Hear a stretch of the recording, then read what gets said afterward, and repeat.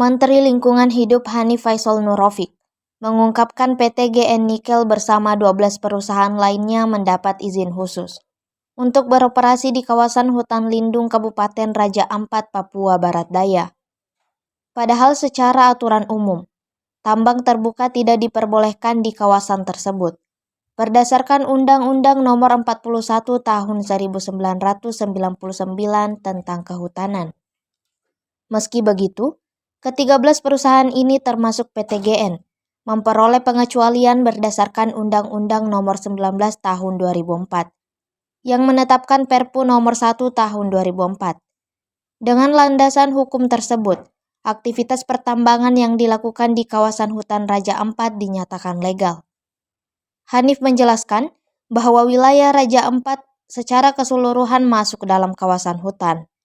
Namun PT GN disebut telah memenuhi syarat perizinan yang diperlukan untuk beroperasi. Ia juga menyampaikan bahwa aktivitas tambang oleh PT GN tak menunjukkan kerusakan besar jika dilihat dari hasil pantauan drone. Meski tidak terlihat dampak lingkungan yang berat dari udara, Hanif menyatakan perlunya pengecekan langsung di lokasi.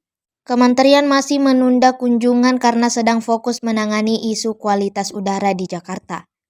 Ia memastikan kunjungan ke Raja Ampat akan dilakukan dalam waktu dekat. Sementara itu, dari sisi Kementerian Energi dan Sumber Daya Mineral SDM, aktivitas tambang PT GN juga dinilai tidak menimbulkan persoalan signifikan.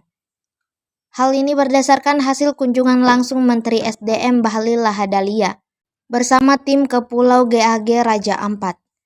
Direktorat Jenderal Mineral dan Batubara menyatakan bahwa wilayah pesisir di sekitar tambang tidak menunjukkan gejala sedimentasi yang mengkhawatirkan. Selain itu, reklamasi tambang dinilai sudah berjalan cukup baik berdasarkan pantauan awal dari udara.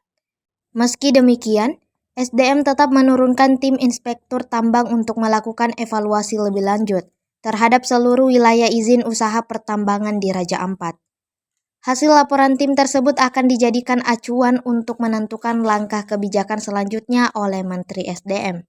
Download Tribun X sekarang, menghadirkan lokal menjadi Indonesia.